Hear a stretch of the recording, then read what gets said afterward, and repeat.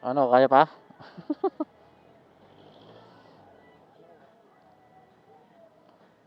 Yun!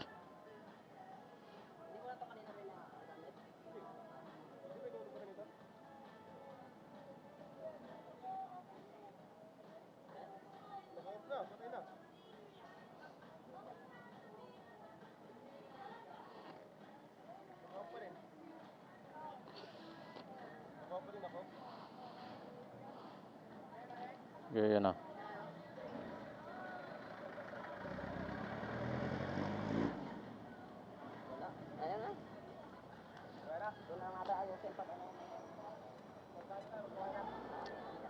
Sige, sige, sige.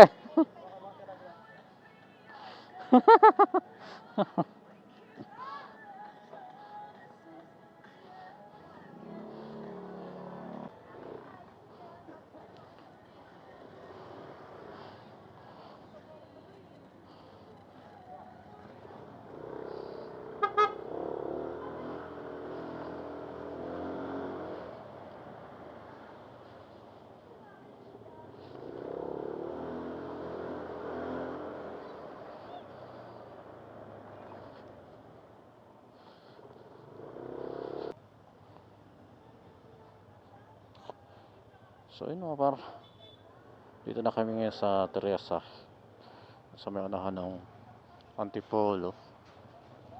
So nag stop over lang muna kami dito kasi inaantok yung isa namin kasama. Balikan. So kang manok, grabe. Ang lupit ng kagustuhan itong tatlo na to. So Nmax yung ating ginamit ngayon kasi para daw hindi maboring yung ating kaibigan na si Sparkplug Motovlog.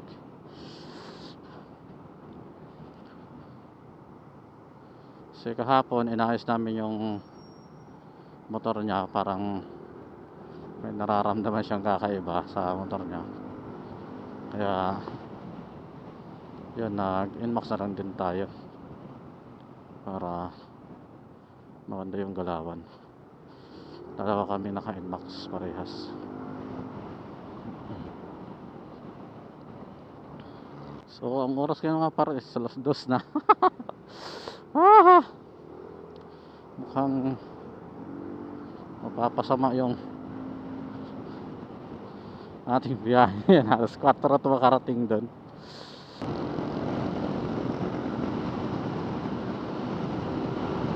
Takina, bilis niya oh. Gagi. Iwan.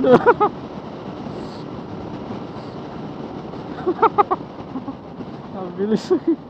Iyak yung Nmax natin ah. Gagi, mamaw tong dalawa na to. So mga par, mamaya ulit.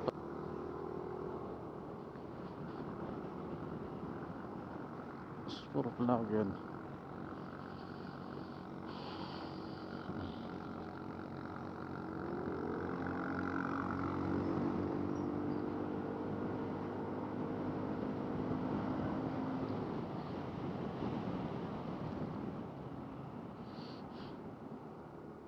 Ayoko nga.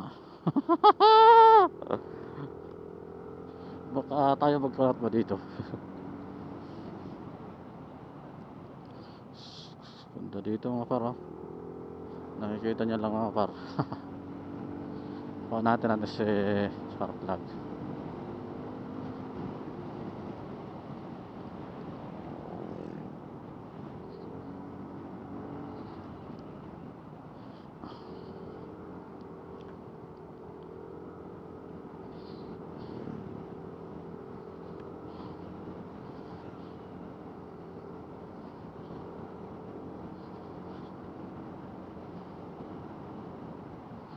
Putang ina. Hayop talaga. Eh siyempre. Okay lang. Okay lang.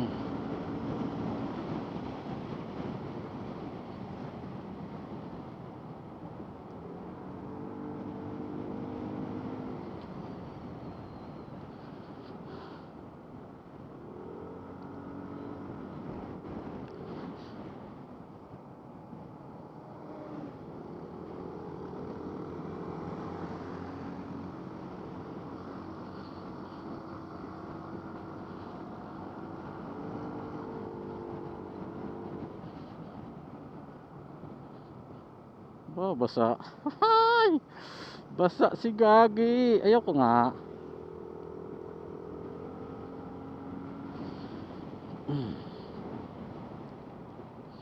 So dito may parting malubak dito eh.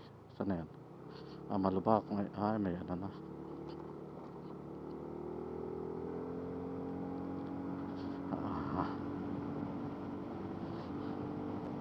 Ah, nakakuha na kita. Para. Yan, very good. So ito yung dalawa natin kasama mga par. Na mga mama. Putang. Inakala ka. Animal. So mabilis to mga par na kay ano, kay spark plug mo to vlog kasi nakapanggilid na to, naka RCB yata to. Panggilid. So ito sa atin, all stock pa to. Hindi pa to na bubuksan man lang or nakalinisan mula nung ginawa natin. Kaya ginawa lang natin dito, change oil lang. Ano, tapos ako lang din naman change oil nito. Kasi sayang din yung binabayad natin sa ano, sa mga mekaniko. Kung tayo lang din naman natin gawin, hindi tayo nang gagawa. Para makaiwas tayo, makatipid tayo ng gastos kahit pa paano. Maliit na bagay. Yun o, venture. So dyan na iiwan tayo sa ano, mga kurbada kasi wala talaga, mahirap talaga to. So ito yung isang stratan. Ayun na.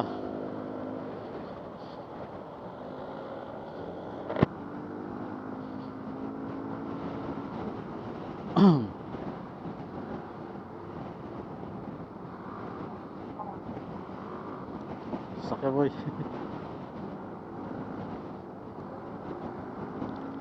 Ay, Bombay to. Ano, Bombay to. Bombay to.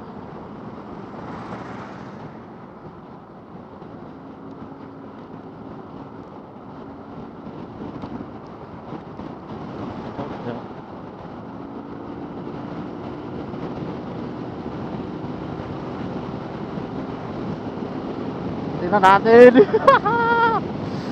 Top speed boy. Grabe. Ang bagal ko. Bakit wala na.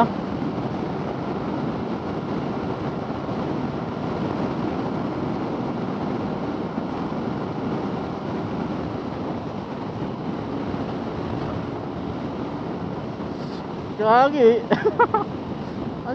Wala, iniiwan tayo. Wala, mahina.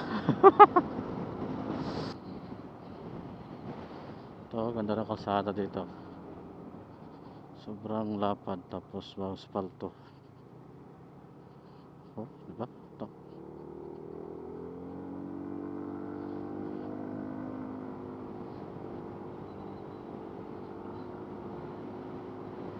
Grabe.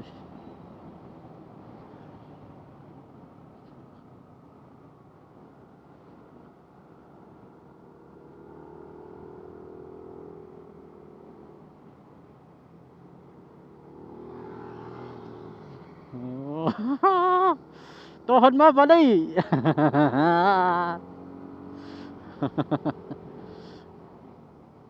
Grabe. Kami ni kumpare, chill-chill lang.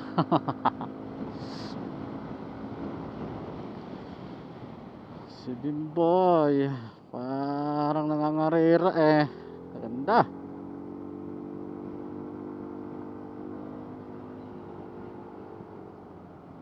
To. Marunong ka magtuhod-tuhod dito. Tangina. Ay, baka kung hindi sa bayad yung tuhod mo dyan. Ah, dito, bumawi.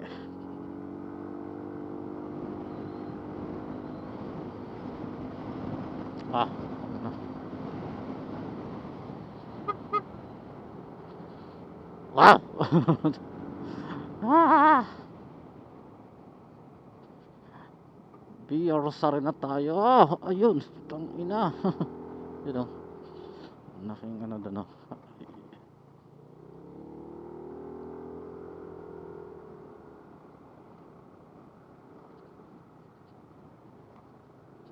Bugbog na boy, ang Nmax mo. So dito na tayo sa Rosaryo. So malapit na lang mga par. Sisilayan na natin ulit ang bidokang manok. Pwede naman kasi ganito na lang to para matapos na. Ah!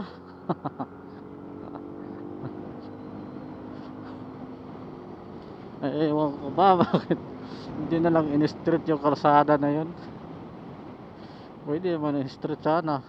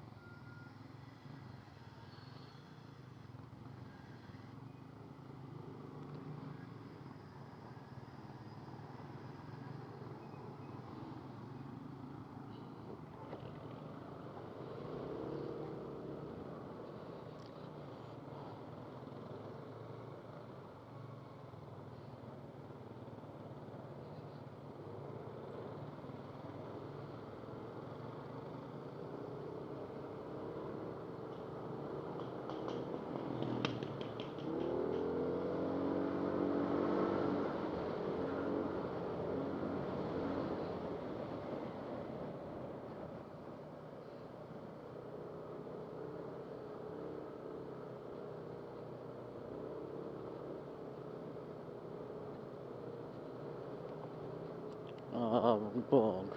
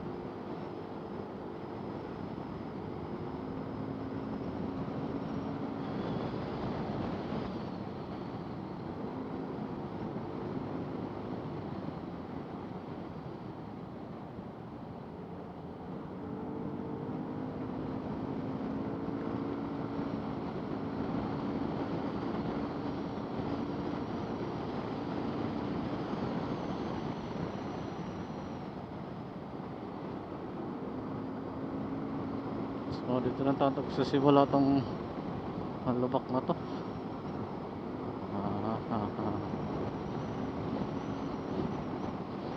Okay pa.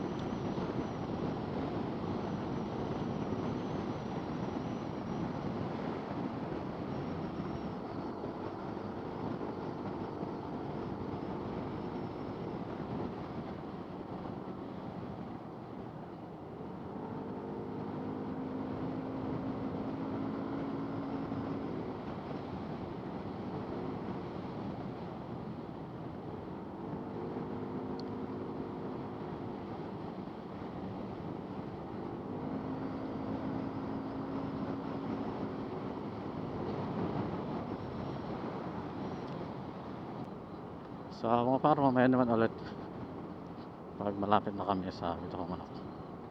See you mga par. So yun mga par, dito na kami malapit sa Bituhang Manok.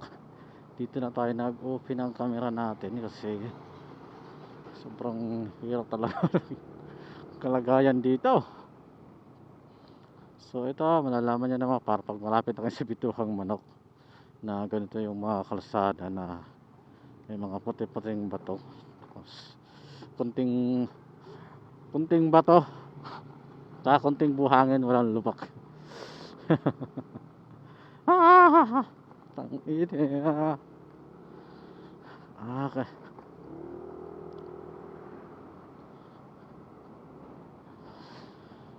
So, yan na.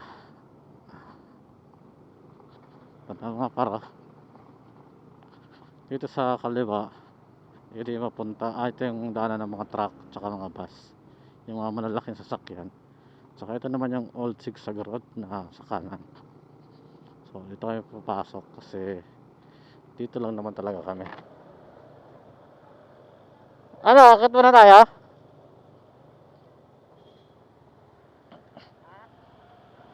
Akit muna tayo? Akit muna tayo? Saan ba yung ano? Yung. Kabi yung tunnel? Diyan sa taas. Doon no? Diyan. Ito na. Ay, saan tayo pupunta nito? Diyan lang sa taas. Ha? Diyan sa taas. Akit na tayo? Sige. Habang may araw pa. Tara, tara.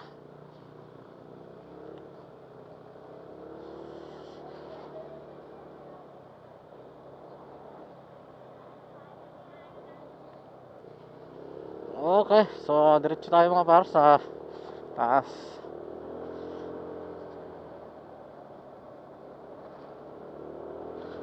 Kasi first timer dito ni Sparkplug Motovlog.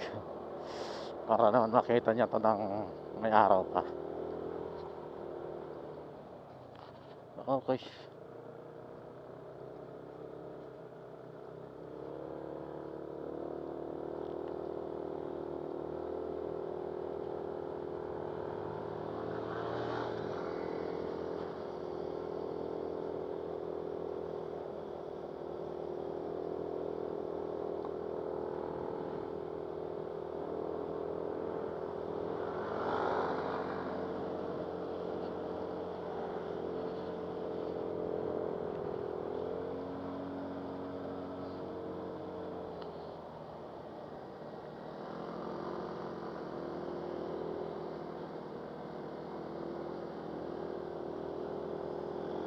So lalaki ng ano dito, ng puno.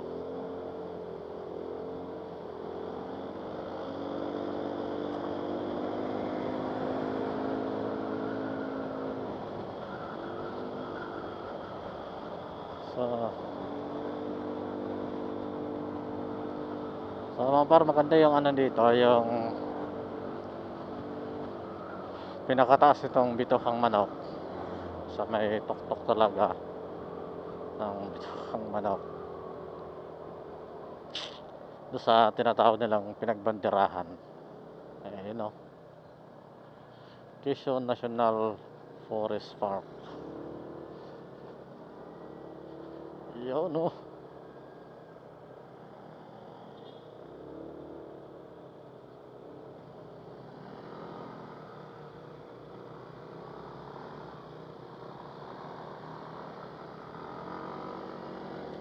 So hindi nakakatakot na dumaan ito kahit anong oras, kahit anong lalim ng gabi, kasi maraming lokal dito na nakabantay.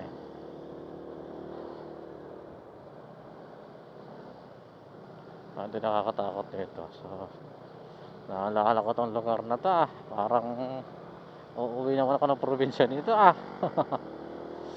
ganito, sabi nakakamiss bumiyahe ng ano, nakakamiss bumiyahe ng probinsya pag lalo na pag ganito.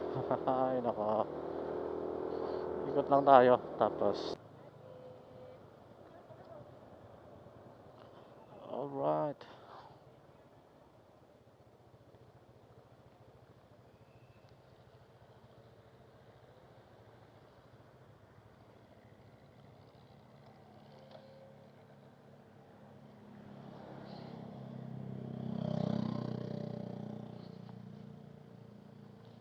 Ano, ayun yung magsibabaan.